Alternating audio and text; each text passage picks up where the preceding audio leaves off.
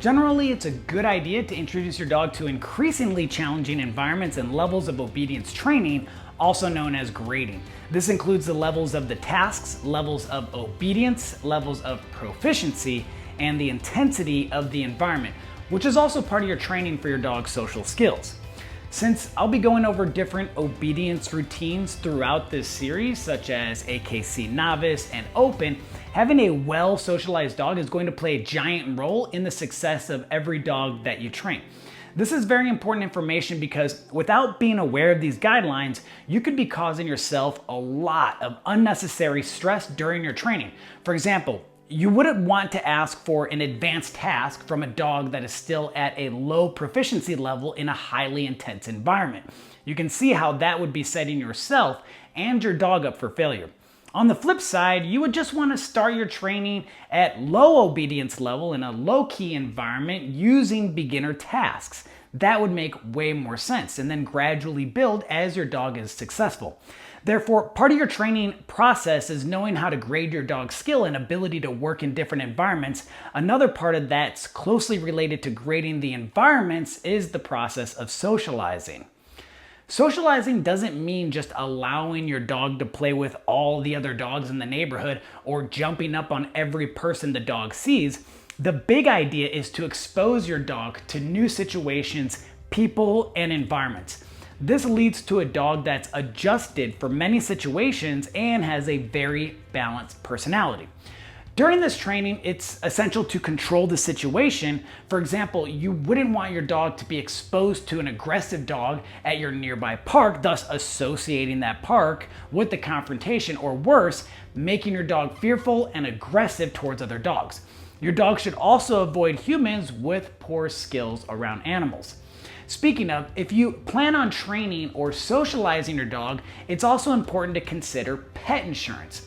Well, it's also a good idea to have the dog couch potatoes covered as well. If you've been thinking about pet insurance but haven't decided on a company, then Prudent Pet Insurance may be for you. Prudent Pet is the ultimate option to make sure your four-legged family members are covered and protected. Their pet insurance plans cover a variety of needs for your pet with a ton of customizable options.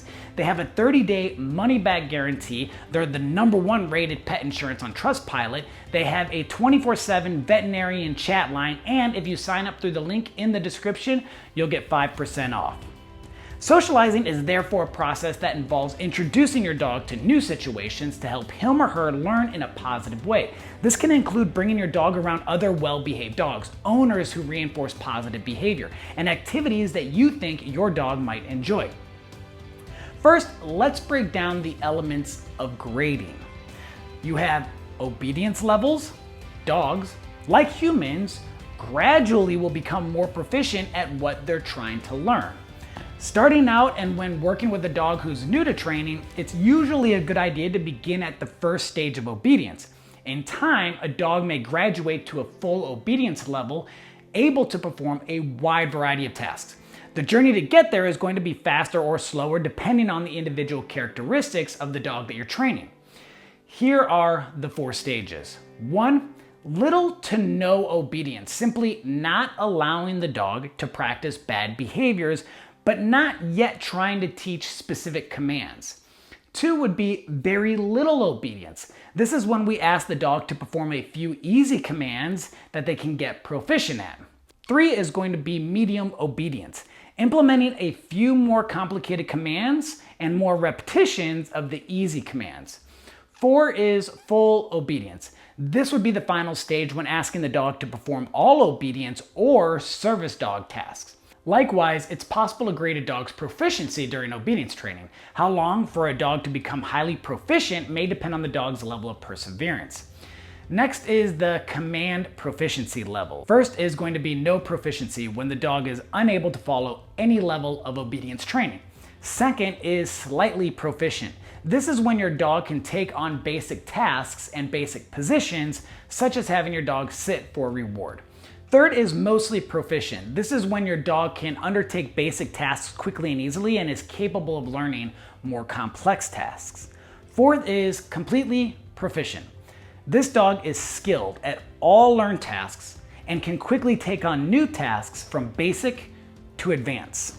So now let's define the task levels. It's important to also grade your dog's actual tasks based on levels of difficulty.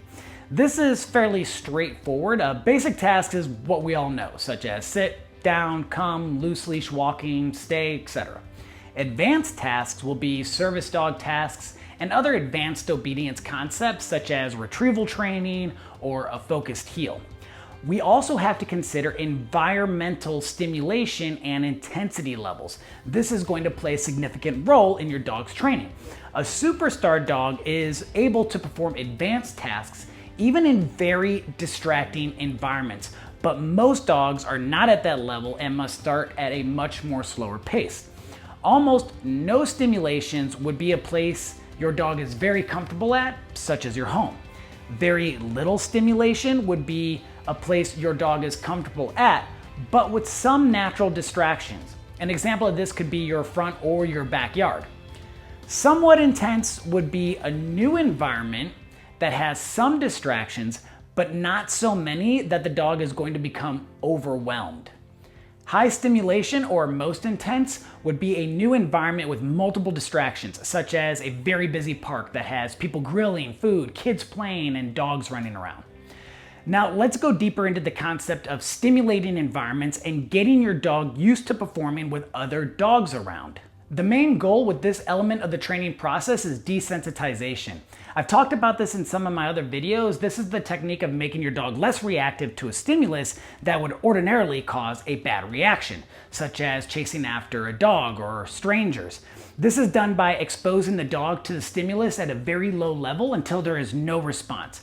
Gradually, as you increase the stimulation over time, the dog will become less or even non-reactive. The process of socializing and desensitizing a dog could mean first taking the dog to a park in the early morning without any other dogs or people around. Later, as you increase the intensity, you might return to the park in the afternoon or on a Sunday where there's more people and dogs. The goal is for the dog to behave the same way in either situation, so be sure not to progress with this too quickly. At the beginning, you'll want to start with low levels on all the stages we just discussed. So a low intensity area, low task level, low obedience level. You can start to move to higher levels once it seems clear that the dog has become proficient. When moving into a situation with higher environmental intensities, start again with low obedience levels. This will increase with the speed of the individual dog. Eventually, like before, the dog will master this environment. Here's something to aim for with your dogs as you work through these different levels of training and how to know that you're making progress. Much of our socializing process is more about exposure and less about contact. However, part of the process of socializing the dog is to reinforce the dog's social skills around people and other dogs, ensuring that the dog is not aggressive or reactive in any way. This requires controlling the situation so the dog can have nothing but pleasant experiences with other dogs and humans. This will also help prevent fear or aggression issues in the dog you're training. A busy area with other people's random dogs, such as a dog park, may not be a good idea compared to maybe a barbecue with friends who are savvy dog people who have well-behaved dogs that don't reward bad behaviors such as jumping. If you can't find such a group of people, you can also check online for different groups such as meetup.com. That could be a good option. Next is generalization. This is the concept that the dog knows that a command applies in every situation. This is where the dog's proficiency in the training and desensitization comes into play. A dog that has been generalized to the training knows to sit regardless of the environment. A dog that is less trained may only sit at home, but once exposed to a new environment, the training goes out the window. This is what we seek to avoid by training our dogs in multiple environments. A rock star or superstar dog will perform necessary tasks virtually in any situation. So let's go over a simple roadmap to success. We'll discuss how to apply everything explained so far on an example schedule. This is assuming that you've already started the training process inside of the home, teaching your dog the condition reinforcers, teaching them luring, leash pressure, etc. On day one, you'd be in a new environment with almost no stimulation. This could be something as simple as your front yard or local park that doesn't have much traffic. Start with little to no obedience, but don't let your dog practice bad behavior such as barking at other people, dogs, or pulling on the leash. This is why it's important to have already started the training with your dog in the home so you can clearly and effectively communicate with your dog if they happen to make one of these mistakes. Day two could be the same environment, but now we start asking for basic tasks. Day three, again, same environment, but ask for basic tasks and start introducing more advanced tasks. Day four, once again, same environment, but ask for basic and advanced tasks and work on the proficiency in each command.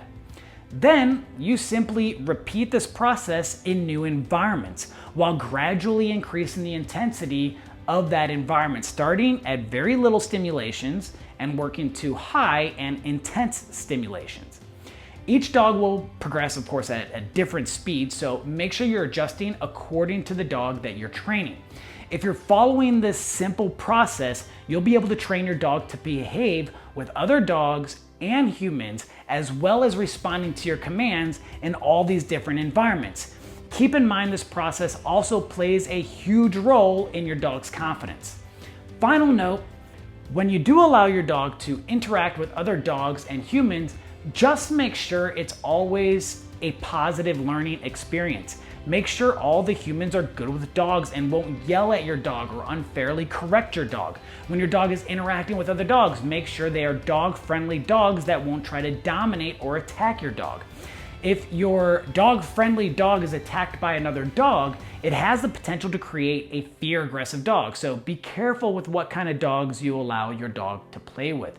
This is one of the reasons why dog parks should be avoided in most situations. I hope this video has been helpful. If you want to support the channel, you can by liking, subscribing, becoming a patron, ordering a copy of my dog training manual, shopping at either of my two shops, or sharing these videos on your social media pages.